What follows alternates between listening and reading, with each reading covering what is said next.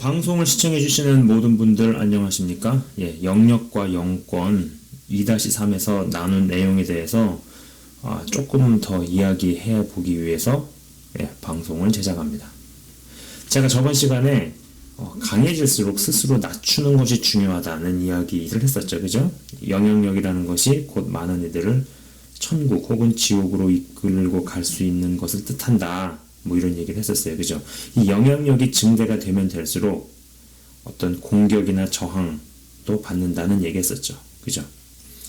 그리고 어차피 잘하지를 못해 눌려 살아도 힘들고 성장해서 강해져도 점점 책임감이 부여되기에 힘들지만 자중하고 스스로 낮추고 조심한다라는 전제하에서 우리는 후자를 선택해야 한다는 이야기도 했었습니다. 이 모든 이야기들을 하면서 외국의 유명 팝스타들, 그죠? 가련한 여인네와 불쌍한 남정네 이야기도 했었는데 빛의 영역에서도 영향력이 증대되면 도전과 유혹과 공격이 거세어진다. 뭐 이런 얘기를 이제 좀 해보려고 합니다. 자,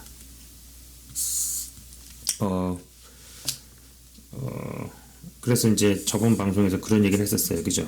이렇게 점점 올라가면서 어떤 영향력을 굉장히 크게 넓게 국제적으로 미치게 되는 위치에 가는 경우가 있고, 그죠?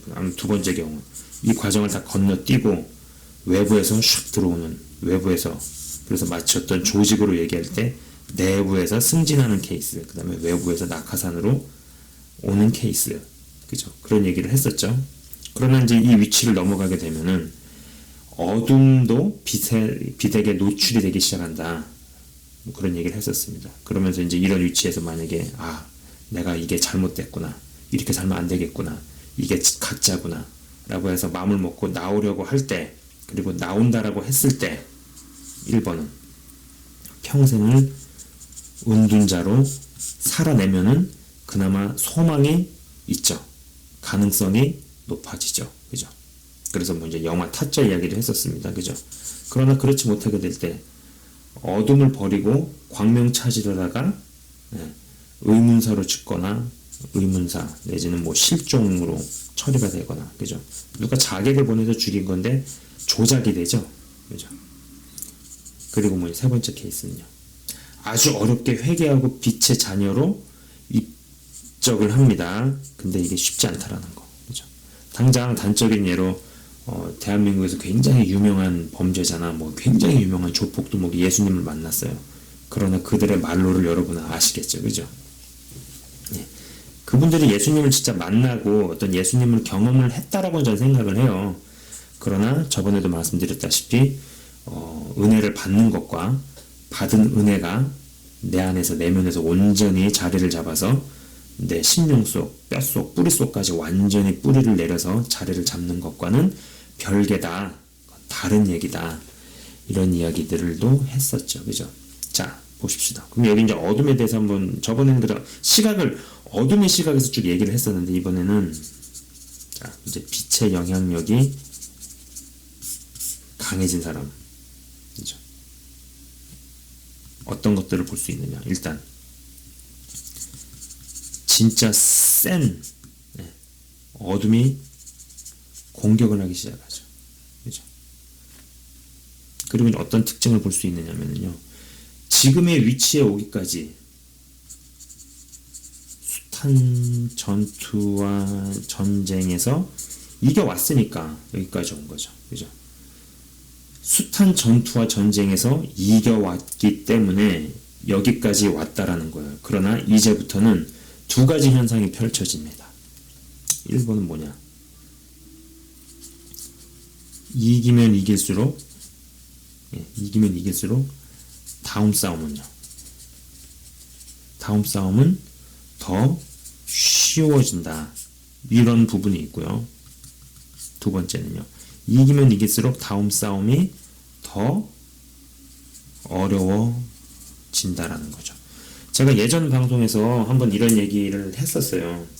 하나를 극복해내면, 하나를 이겨내면, 하나를 싸워내면 그 다음 싸움이 쉬워지는 부분이 있어요. 분명히 그런 부분이 있어요. 그러나 또 하나를 싸워서 이겨냈기 때문에 그 다음 싸움이 더 어려워지는 경우가 있죠. 이 두 가지의 시각이 충돌하죠. 이 두 가지의 시각이 같이 나타납니다. 이렇게. 네. 그죠? 근데 이제 강력한 영향력을 발휘하던 사람이 어둠에게 공격을 당할 때 마치 가련한 여인네와 불쌍한 남정네가 빛의 자녀들에게 제대로 당하듯이 그들이 공격을 당해 추락을 하면 어떻게 될까요? 몇 가지 개인적으로 제가 이제 관찰한 것들을 이렇게 보기 시작하면은요. 여러분 생각을 해보세요. 어둠의 세계에서도 막 굉장히 글로벌하게 월드스타급으로, 그죠? 굉장히 넓은 영향력, 굉장히 강한 영향력을 미치던 애들도 점점점 그 영향력이 확대가 되면은 비덱에 노출이 된다고 말씀을 드렸어요. 그죠? 그래서 비덱에 한 방 먹은 케이스들을 제가 저번 시간에 이야기를 했잖아요. 그죠? 근데 그 똑같은 얘기가 여기 빛의 세계에서도 일어난다라는 거죠. 빛의 세계에서도 굉장히 큰, 센 영향력을 발휘하던 사람이 공격을 당해서 한 대 맞거나 추락을 하는 경우가 있죠. 그죠? 그리고 그런 일에 당하게 되면, 그런 일이 발생하면 어떻게 되느냐. 1번은 우선 나락으로 떨어지거나 하는 일, 벌리는 일이 어려워지죠. 어려움을 겪죠. 그죠? 이 케이스가 있어요. 그러나 이거는 저는 개인적으로 어떻게 해석하느냐. 이것은 하나님께서 그에게 혹은 그녀에게 혹은 그들에게 회개의 기회를 주시는 것이다. 회개의 기회를 주시고자 하는 어떤 배려와 사랑으로 저는 해석을 합니다. 공격을 당해서 나락으로 떨어졌어요. 이전 같은 어떤 영향력의 위치에서 추락을 했어요. 그러고 나서 그 사람이 혹은 그녀가 회개를 하질 않아요. 근데 그 다음에 그걸 무시하고 무슨 일을 벌리는데 계속 안 돼. 계속 막혀. 그럴 때 이제 저는 하나님께서 저분을 정말 사랑하시는구나. 하나님께서 저분에게도 회개의 기회를 주시고자 하시는구나. 배려하시고 사랑하시는구나. 라는 시각으로 봅니다. 근데 또 다른 경우에는 분명히 어둠의 세계에 공격을 당했어요. 어둠이 깔아놓은 떡밥을 물었든지 어둠이 깔아놓은 지뢰를 밟았든지 어둠의 유혹에 막 먹혀 들어갔든지 하여간 그래서 그렇게 공격을 당한 이후에 근데 외적으로 볼 때 아무 문제가 없이 그 사람이 그분이 혹은 그녀가 펼치는 일들이 외형상으로는 쫙쫙쫙 뻗어나가는 것처럼 보인단 말이에요. 그런 경우에는 저는 이렇게 해석을 합니다. 하나님께서 그 불편한 말씀, 제가 저번 시간에 얘기했죠. 히브리서 6장 4절에서 9절에 이 불편한 말씀, 한 번 비추심을 받았다가 타락하게 되면은 두 번 다시 사함이 없고 용서가 없고 이제 그렇게 얘기하는 그 구절이 있었죠. 이 말씀이 비로소 임했구나. 비로소 임했다라고 봐야 한다라는 거죠.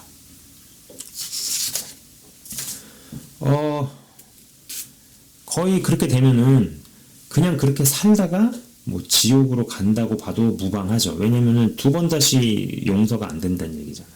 그러니까 하나님께서 의지적으로 내가 죄를 안 받아주겠다. 이런 거잖아요. 그죠? 끝난 거죠. 그리고 그런 인생을 사는 그런 인상을 주는 사람들이 목격이 됩니다. 말을 못하겠어요, 제가. 좀 어렵나? 그러나 분명히 그러한 인상을 주는 사람들이 목격이 되죠.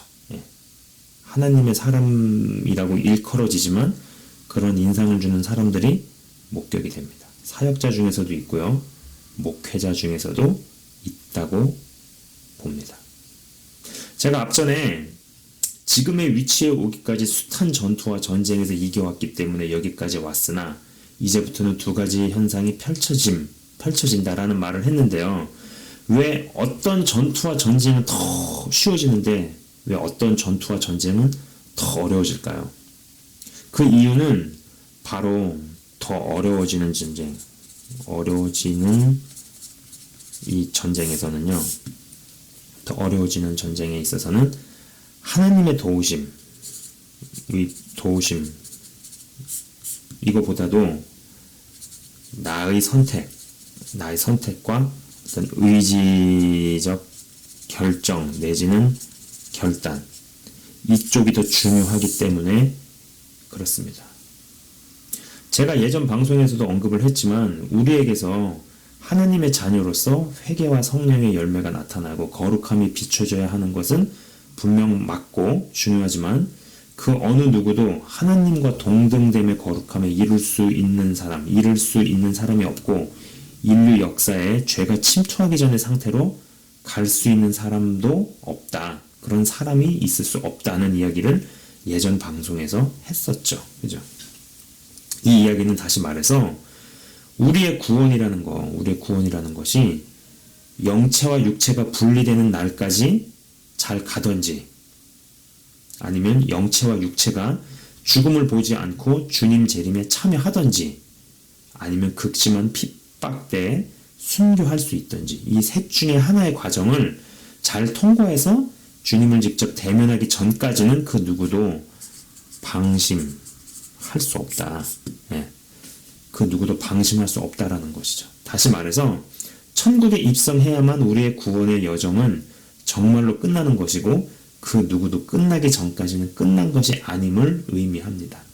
그 사도 바울 형님이 두렵고 떨림으로 너희 구원을 이루라 라고 빌립보서 2장 12절에 그렇게 천명을 했습니다. 이 당부가 결코 빈말이 아니라는 거예요. 자, 보세요. 아까 제가 말씀드렸어요. 세 가지 케이스. 영체와 육체가 분리되는 그날. 그럼 뭐겠어요? 사고사로 죽든지 아니면 자연사로 죽든지 이 땅에 온 사람은 언젠가는 맞이할 운명이죠. 그죠? 그래서 이 경험을 하고 나서야 비로소 끝났구나라고 말을 할 수 있는 거예요. 그 얘기는 뭐냐면은 이 경험을 하기 전까지는 끝나지 않았다라는 거예요. 누구도. 내가 믿음이 좋은 것 같든 낮은 것 같든 영향력을 강하게 미치고 있는 것 같든 영향력을 적게 미치고 있는 것 같든지 간에 이 경험을 하는 날을 꼭 통과해야지 그러고 나서 끝났구나 라고 말할 수 있는 거예요. 이제 두 번째는 아까 말씀드린 것처럼 영체와 육체가 분리됨이 없이 죽음을 보지 않고 사망을 조롱을 하면서 주님이 재림을 하실 때 거기에 참여하는 경험을 해야지 끝났구나 라고 말을 할 수 있는 거죠. 그 다음에 또 뭐겠어요? 세 번째, 극심한 핍박 때 순교를 하는 거 그잖아요. 그죠? 우리는 1, 2, 3번 중에 하나를 반드시 통과해야 비로소 그때 가서야 진짜 끝이라고 말할 수 있는 거죠. 이 말은 다시 말해서 아무리 영역이 강해져서 영향력이 증대되어도 여전히 유혹, 공격은 있다는 것이고요. 싸움이 어떤 면에서는 더 어려운 단계로 들어간다 라고 이야기할 수 있는 거죠. 그죠? 자, 악한 영과 붙을 때 기도하면은요, 하나님께서 항상 언제나 도와주신다고 생각하십니까? 물론 맞아요. 네, 물론 맞죠. 근데 어떤 싸움에서는요, 하나님께서도 그리고 천사들도 전혀 개입을 하지 않으세요. 단지 이 사람이 어떤 선택을 하는지 지켜보자의 모드로 들어갑니다. 여기에 해당했던 두 장면이 첫 번째 장면이 하와에게 선악과를 가지고 야 정말 이거 먹으면 죽는다 그랬냐? 그죠? 하나님께서는 너희가 이것을 따먹는 날에는 정령 죽는다. 반드시 죽는다. 꼭 죽는다. 분명히 죽는다라고 얘기를 하셨는데 말씀을 하셨는데 사단은 교묘하게 틀어가지고 접근을 하죠. 그죠? 창세기 3장 1절의 말씀입니다. 또 두 번째 케이스는 뭘까요? 누가복음 4장 1절의 말씀인데, 예수님께서 40일 금식하시고 나신 뒤에 사단이 찾아오죠. 누가복음 4장 1절에서 13절 찾아옵니다. 이 두 가지의 사건이 해당이 됩니다. 1번과 2번의 가장 큰 공통점은요, 하와도 예수님도 출생 때부터, 태어날 때부터 죄가 없으셨죠. 그죠? 그래서 죄로 인해서 어떤 영향을 받지 않은 상태에서 자기가 온전히 선택을 할 수 있는 상황이었어요. 자, 우리 보세요. 우리는 원죄 가운데서 태어나기 때문에 어떤 선택을 할 때도 솔직히 온전한 자유함에 근거해서 온전한 영향을 주는 요소들을 배제된 상태에서 선택을 한다라고 보기 어렵죠. 그죠? 그러나 이 둘의 케이스는 달랐습니다. 결정을 내릴 때 있어서 미리 그 결정에 영향을 주는 요인 자체가 완전히 없었다라고 봐야죠. 그죠? 자, 그러면은 죄 가운데 태어나지도 않은 이 두 대상에게조차도 사단이 직접 다가와서 유혹을 하는 판에 영역이 강해지고 영향력이 강해졌다고 해서 사단이 안 찾아오겠느냐 이거죠. 그죠? 우리는 죄 가운데 태어나기 때문에 당연히 영향을 받잖아요. 그리고 당연히 공격이 있다라고 봐야죠. 왜냐? 죄가 없는 상태에서 태어난 이 둘도 공격을 감행을 하기 위해서 찾아오고 유혹을 하는 판에 당연히 죄 가운데 태어난 우리는 당연하다는 얘기죠. 그리고 영향력이 강해지고 영향력이 강해졌다고 해서 우리가 이 상태로 가지 않는 게 분명하다면은, 그죠? 이 상태로 갈 수가 없잖아요. 어떤 면에서는 내가 나의 의지로 대적을, 이제 이런 상태가 되면 어떤 면에서는 내가 나의 의지로 대적을 물리쳐야 한다라는 것이죠. 근데 이제 여러분이 아셔야 되는 게 뭐냐면은,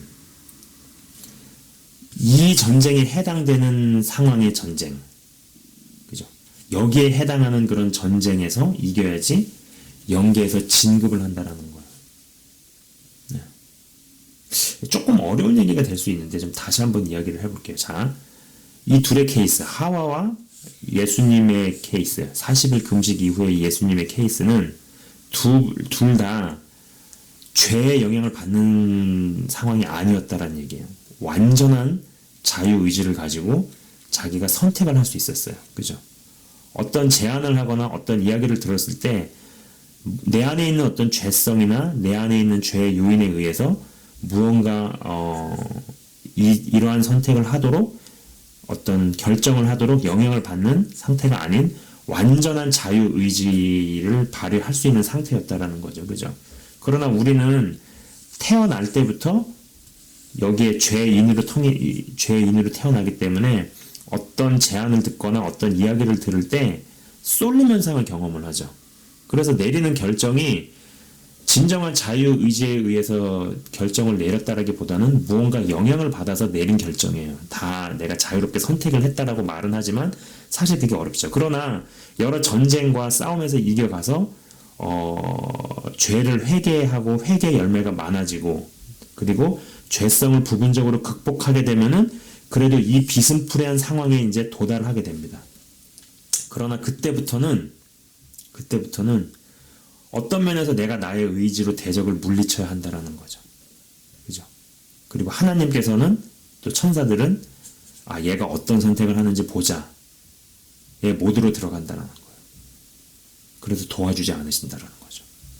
그리고 자기 의지로 순수하게 하나님을 선택하는 것, 하나님을 선택을 하고 그쪽으로 나의 의지를 보여드릴 때 비로소 사단이 떠나가고 천사가 와서 수종을 한다라는 건데, 이런 케이스에 해당하는 어떤 전쟁, 이런 케이스에 해당하는 어떤 전투에서 비로소 이겨내면은 이거는 그냥 승리가 아니에요. 영계에서 진급을 하는 승리라는 거죠. 적지 않은 분들이 하나님께서 그가 이러한 선택을 하는 것조차 아셨다라고 이야기하시는 분들이 계시는데요.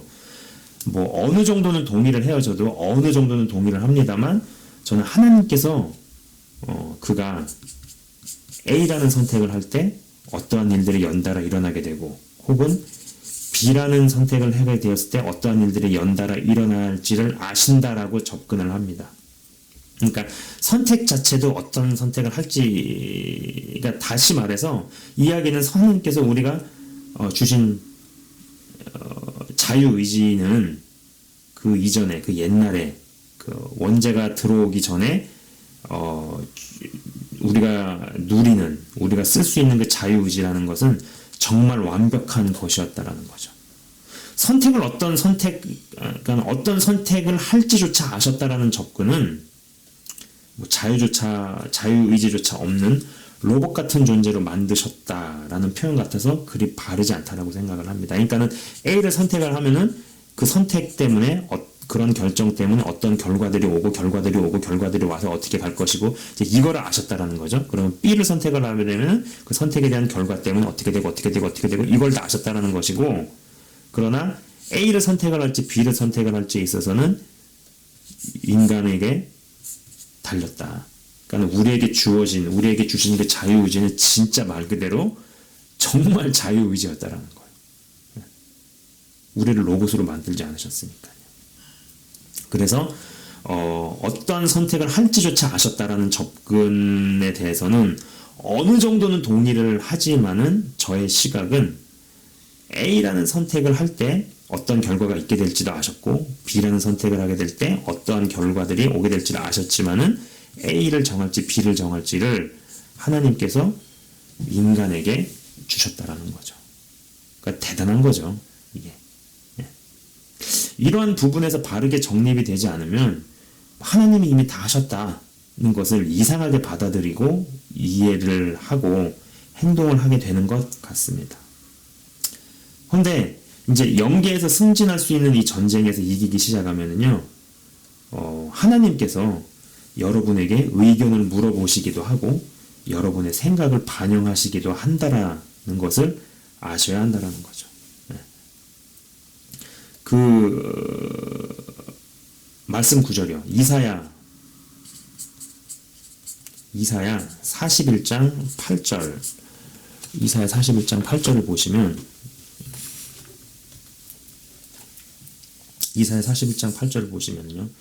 나의 종 너 이스라엘아, 내가 택한 야곱아, 나의 벗 아브라함의 자손아. 그러니까 아브라함을 어느 시점에 가서는 친구로 부르신다라는 거죠. 친구로 부르시고 친구로 대하기 시작하신다. 그리고 마찬가지로 요한복음 15장 15절을 보면요. 이제부터는 너희를 종이라 하지 아니하리니 종은 주인이 하는 것을 알지 못함이라. 너희를 친구라 하였으니. 뭔가가 이제 바뀌기 시작하는 거예요. 뭔가 더 말씀하시는 것도 깊어지시고요. 그죠? 그리고 뭔가 생각해보세요. 친구 관계인데 강제하는 거 보셨어요? 어떤 분은 그렇게 그런 질문을 하시더라고요. 이게 하나님께서 원하시는 일이면 자기가 하겠대요. 그래서 제가 물어봤어요. 하나님께서 원하시는 일이면 자기가 하겠다. 좋다, 좋은데,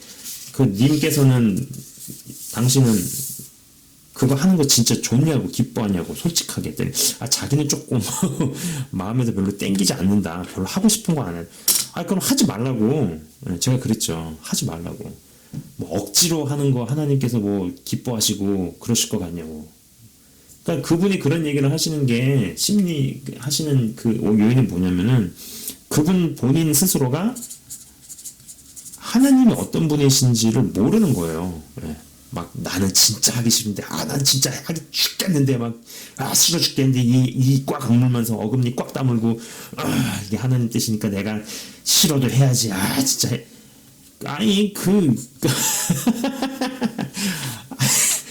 제가 그랬어요. 하지 말라고. 그렇게 하면서 하는 거, 뭐, 그분도 기뻐하시면서 받으실 것 같냐고. 그런 거 아니라고. 제가 그런 식으로 이야기를 해드린 기억이 잠깐 떠올랐어요. 아무튼, 아까 이제 보신 것처럼,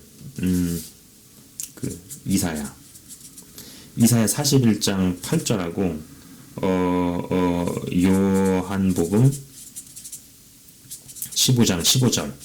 이 두 표현처럼, 이런 표현이 이제 등장을 하는 거죠. 그죠? 하나님께서 이러한 선포를 하셨다는 것은, 아브라함이 자신의 의지로 빛이든 어둠이든 선택할 수 있는 하나님과 천사들은 단지 지켜보기만 하는 그런 상황에서 철저하게 사단을 좌절시키고 하나님의 것을 선택했다는 것이죠. 그리고 그러한 인생 행도를 계속 걸어갔다라는 것을 의미합니다. 제 예전 방송에서도 기억하시나요? 세균, 그 다음에 뭐 먼지 예를 들면서 죄를 이기고 회개의 열매 맺어도 죄성은 다스리고 극복해 나가야 하며 부분적으로 죄성이 신성으로 변모된 사람들에게 피조세계와 물질계가 그 사람에게서 하나님을 보기 때문에 엎드려 순종한다는 이야기를 했었죠. 이 정도 되면은 어둠의 공격과 유혹이 없을 거라 생각한다면 이제 그게 오산이라는 거죠. 큰일이라는 겁니다. 영역이 강해지는 사람이 정말 조심해야 할 그런 사고방식 중에 하나가 나는 특별한 존재다. 나는 특별한 존재라는 생각이 서서히 스며들 수 있다는 것을 조심해야 된다는 거예요. 그러니까는 특별한 존재인 게 맞는데 특별한 존재가 아니라는 거죠. 저는 그런 얘기들을 많이 했었어요. 이게 보통 댓글 달릴 때, 나는 뭐 먼지와 같은 존재다. 먼지와 같은 존재다. 그게 맞는 말인데 다 맞지 않다. 저는 그렇게 답변했었습니다. 먼지 같은 존재 맞지만은 예수님의 영광, 하나님의 영광이 그 먼지와 함께하면 그 먼지가 철판도 뚫고 돌도 뚫는다. 그리고 그러한 경험도 해야 된다라고 이야기를 합니다. 그러니까 이 두 가지가 같이 있어야 되죠. 그럼 또 그런 경험을 하면서 항상 또 스스로를 나는 먼지와 같은 존재다라고 하면서 스스로 끌어낮추고 스스로 낮은 곳에 위치시킬 수 있는 것이 또 중요하죠. 그러나 또 거기에 위치시켰다가도 또 그런 먼지 같은 존재에 하나님의 영광이 함께 하실 때 바위도 부수고 철판도 뚫는 역사와 그런 일들을 경험해야 되는 것이 또 중요하면서도 한편으로는 또 나는 또 뭐 역시 먼지와 같은 존재지 하면서 스스로 끌어낮추고 낮은 곳에 위치시키는 것이 또 중요하면서 계속 이렇게 하면 끝이 없겠다. 계속 반복할까요? 아무튼 무슨 얘기인지 아시겠죠? 자, 여러분들께서도 조금씩은 삶 속에서 경험해 보시지 않았을까 라고 생각을 합니다. 누군가와 친해졌을 때, 그냥 인간관계에서 사람 사이에서 누군가와 친해졌을 때 혹은 누군가와 가까워졌을 때 내가 이 사람과 가까워졌으니 혹은 친해졌으니 라는 사실이 내가 이 사람과 관계가 끝까지 간다라는 명제를 장담해 주지 못하죠. 자, 다시 말해서 내가 누구랑 가까워졌어요. 내가 누구랑 친해졌어요. 이것이 내가 이 사람하고 관계가 끝까지 간다. 이랬기 때문에 반드시 이걸로 이어지나요? 이랬기 때문에 반드시 이것을 보장해주지 않는다라는 거죠. 오히려 굉장히 가까워졌다가 잘못되면은요, 철천지 원수가 되는 경우도 제법 있죠. 그죠? 차라리 처음부터 남남이었거나 타인이었을 관계. 차라리 뭐라고 썼냐 내가? 차라리 처음부터 남남이었거나 타인이었을 뻔한 게 더 나은 경우가 있죠. 그죠? 가까워질수록 어떤 면에서는 지켜야 할 것들이 더 까다로워지는 부분들이 있죠. 이거 부인을 할 수가 없어요. 그죠? 자, 따뜻한 게 좋다고 더 가까이 들어가다가 태양에 타 죽습니다. 여러분들도 잘 아시는 성경 구절인 마태복음 22장 1절에서 14절을 보시면 뭐 유명한 구절이에요. 뭐 혼인잔치 비유 이야기잖아요. 그죠? 왕이 잔치를 베풀었는데 뭐 초대받은 애들은 다 뭐 난 이것 때문에 바쁘고 저것 때문에 바쁘고 다 무시하고 그냥 자기 할 일 하고 하니까 왕이 열받아가지고 길거리에서 막 아무나 그런 얘기잖아요. 그죠? 자세한 설명을 건너뛰겠습니다. 근데 이제 12절에 왕이 어떤 일을 이제 호칭을 하는데 딱 첫 마디가 그거예요. 친구여. 친구여. 라고 부릅니다. 전 이 대목을 볼 때요, 이 사람은 적어도 친구로까지 불렸으면은 온갖 전투와 전쟁에서 이기고 또 그다음에 영계에서 진급까지 하는 시험들도 통과한 사람이 분명하다. 헌데 왜 이렇게 되었을까라는 생각을 해보곤 합니다. 제 결론은 그분과 이제 가까워지면서 자기 자신을 너무나 특별하게 생각한 나머지, 야, 내가 이 정도면 괜찮지. 이 정도면 뭐 잘못하는, 이 정도 하는 거야. 뭐 난 특별하니까. 뭐 난 소중하니까. 그러면서, 하는 어떤 뭔가를 당연하게 생각하는 어떤 그런 사고방식이 이 사람을 점점 점령해 오기 시작했다. 예, 점점 점령하기 시작한 것이 쌓여서 일이 된 것이 아닌가라는 생각이죠. 가끔 나름 상당히 믿음이 있는 분이에요. 상당히 뭐 믿음도 있으시고 뭐 체험도 많이 하시고 말간 영적인 것에 대해서 신앙에 대해서 굉장히 할 얘기가 많은 분이에요. 예, 지식도 많고 경험도 많고. 근데 어떤 이렇게 보면은 영적 허영심이 가득하죠. 예, 너무 기본적인 예절이 없는 사람을 딱 보는 거예요. 너무 어떤 기본적 예절이 없는 사람을 딱 보게 되는 거죠.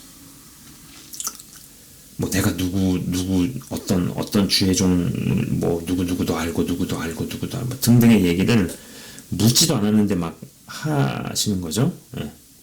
그러면서 이제 점점 머리 위에 올라서서 막 지적을 하고 간섭을 하고 조종을 하려는 사람을 이렇게 접합니다. 예. 결국 어떤 내침을 당하거나 버림을 받거나 이런 일들이 생기죠. 관계적으로 문제가 생기고.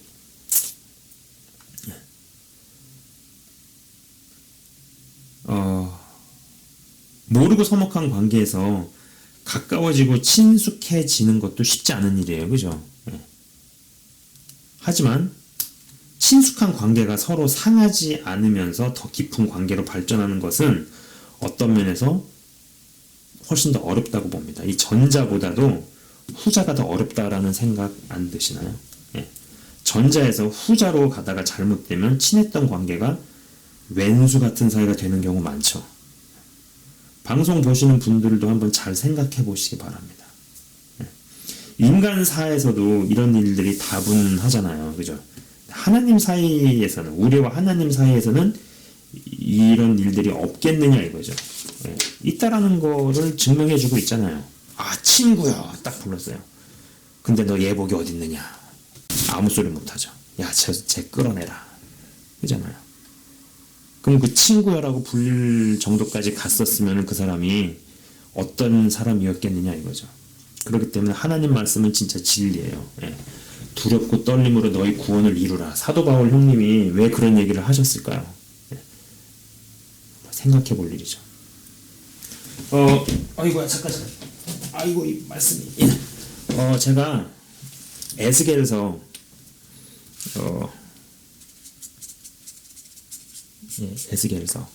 에스겔서 33장 12절에서 20절까지를 지금 찾아서 여러분께 읽어드리도록 하겠습니다.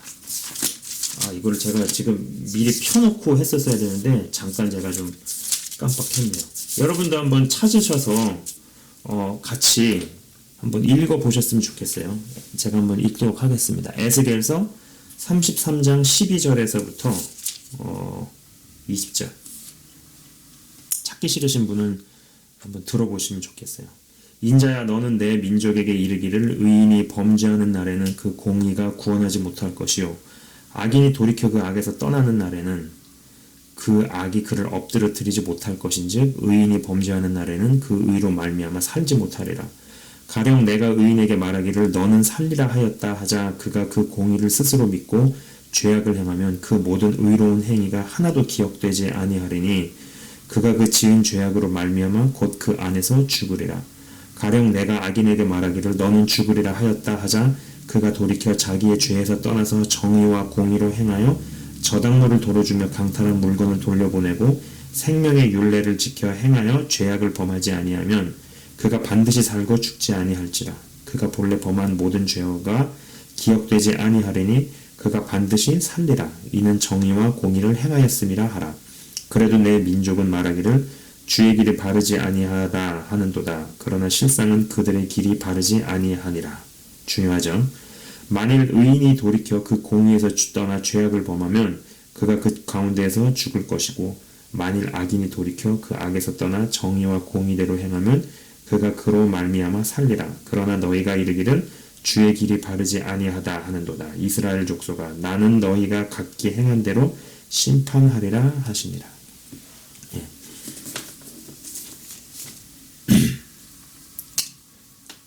이전 방송에서도 말씀드렸지만 영역이 강화해지고 영향력이 증대되면 영계에서 진급하기도 하고 또 권한도 많아지고요. 실제로 여러 영역에서 풀리고 해결되는 일들을 경험을 합니다. 그런데 그만큼 책임들이 주어진다라는 거, 그리고 정말 중요한 너희 구원을, 두렵고 떨림으로 너희 구원을 이루라는 바울 형님의 말씀은 아무리 영향력이 큰 죄성을 어느 정도 신의 성품으로 바꿔낸 사람에게도 결코 예외가 아니다라는 것을 잊지 않으시길 바라요. 끝까지 끝나기 전까지는 끝난 게 아니라는 거예요. 누구도 예외가 없다라는 겁니다. 자, 아까 말씀을 드린 그런 거 있죠. 여기를 봐보세요. 영체와 육체가 분리되는 거, 그죠? 그 다음에 영체와 육체가 분리되지 않고 죽음을 보지 않고 주님 재림 때 들림 받는 거, 그게 아니면 핍박이 가득할 때 순교를 하는 거. 이 셋 중에 하나란 말이에요. 이 셋 중에 하나를 통과를 해야지만이 끝났다, 구원의 여정이 끝났다라고 말할 수 있다라는 것은, 뒤집어서 얘기하면은 1, 2, 3번을 경험하기 전에는 누구도 끝난 게 아니고, 끝나기 전까지는 끝난 게 아니고, 그리고 아무리 영역이 강하게 성장을 했어도 공격을 받아서